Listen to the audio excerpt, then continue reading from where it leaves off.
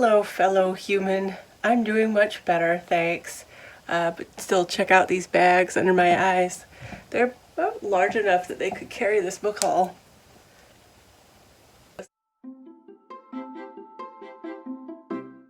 Hey, it's Samantha is back.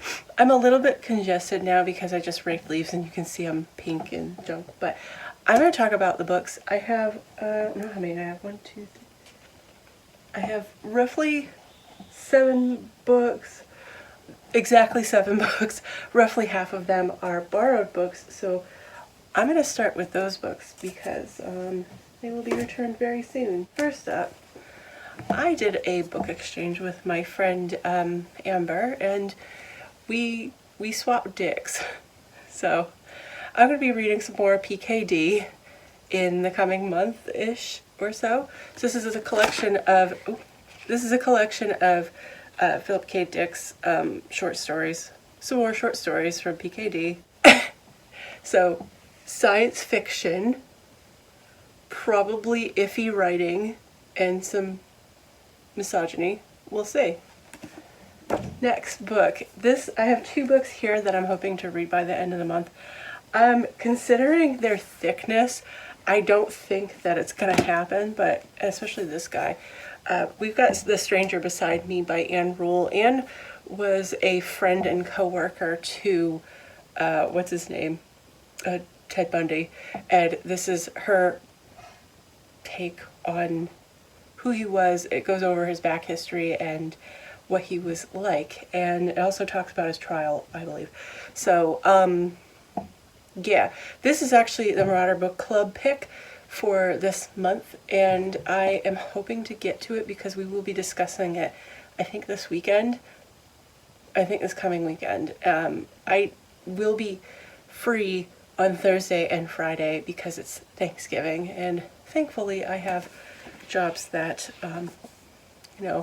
they participate in Black Friday or whatever, I don't know, but I will not be working on Thursday and Friday, so I'm hoping I can get through to that and at least get this guy started.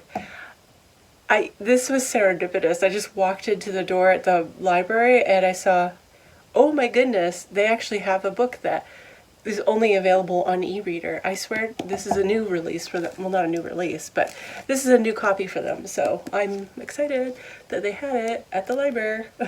And anyway, so this is The Great Pretender, which I noted in my book TBR prayer list that I wanted to read this book as a result of reading, what was that book? It was this one. What was that book? 10 Days in the Madhouse by what's her name. But anyway, this is about 8 people who go into psychiatric wards throughout the country back in the 1970s, and they have to prove themselves as legally sane in order to get out. And this is, I believe, their stories or the analysis of their experiences, and this is to discuss more on mental health and how it is handled in the US. So yeah, I'm hoping I'll get to start that this month, but it's not likely that I'll finish it by the end of November. And then the last book that I picked up, sorry, I'm flipping through it and it's got some really cool formatting here. It's really interesting. It seems to be written in partial verse.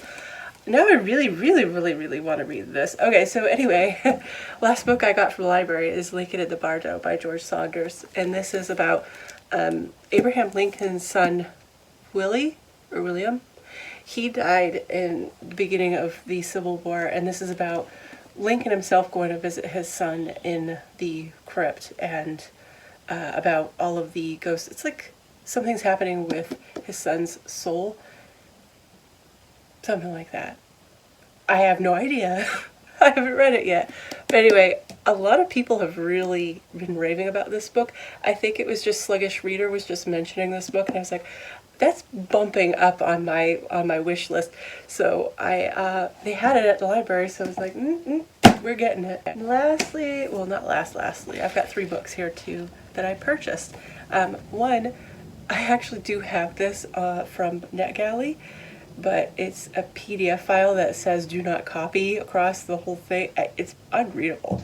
Well, practically unreadable. It's readable, but I really love Tiffany Di Bartolo's books, and I mean, I knew I would buy it anyway. Even if I didn't like it, I'm going to buy it. So I ordered it from my local bookshop, and it finally came in, and I just took my little blessed time picking it up. But I plan to be reading this sometime next month because, I mean, I did get it from NetGalley, so I got to post my review and give them feedback. But this is about a man he's in his 30s. It's like timely. He's in his 30s, and he is he's returning back to his hometown after his life is falling apart, and he gets into a relationship with this woman. She's like an artist named October, and I did read the first chapter of this book, and I absolutely loved it. But I'm going to reread it because I absolutely loved it.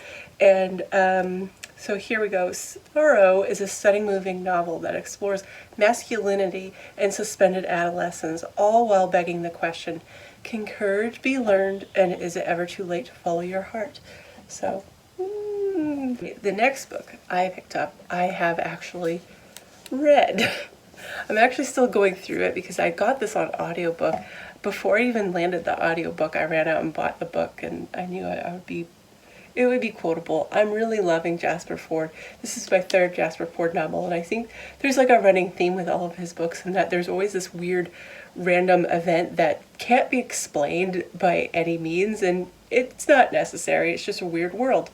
But anyway, this world, The Constant Rabbit, it takes place in England, and we have the animals, not all animals, but some animals, including the rabbits.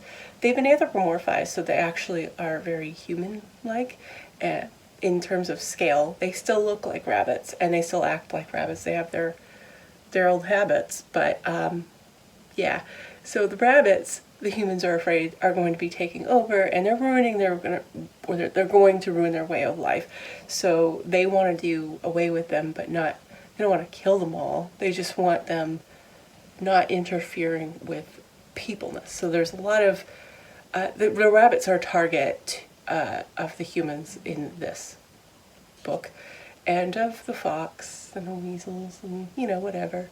But this book follows Peter and his relationship with one rabbit in particular, but how he's become kind of part of the rabbit community, even though he's a human, and he's a spotter. So he's able to distinguish one rabbit from another, and he works for a company that they're basically just looking for rabbits that have criminal offenses, which are sad and ridiculous. What Animal Farm did with discussing, communism, this book is an allegory to discuss Brexit. So I want to say I recommend it, but I'm hauling it today, so bloop bloop. And then the last book here is the prettiest book that I have from this year, and I think that a number of you viewers, or at least a number of my new friends on the YouTube community, are going to go nuts over it because this is a beautiful copy. I am not planning to read this until March, so here you go. I'm giving you my March TBR. Middlemarch by George Eliot. Look at this. I was out looking for The Constant Rabbit, and I actually saw this, and I flipped. Look how gorgeous this cover is. So, I don't know what this is about. I know a lot of people like this book, but no one ever really talks about it or gives a synopsis, but I'm planning to read this for the March of the Mammoths, whatever, because it's a thickie. I do have this on hold on audiobook with Libby, and it's out. It should be available within 20. When I put it on hold, it was supposed to be available within 20 weeks, so I'll probably get it by next week. So I'll just be like, yeah, I don't need it till March. Thanks. So this was a cover buy, but it was also like there were other editions of this book. It's just So that's it. That's everything that I have in my personage right now, and we will be reading some of these very soon. Obviously, I've read one of them already, but and then one we gotta wait a few months. But anyway, that's it for today. But thank you so much for watching, and I hope you had fun. It was a blast for me. So, do you?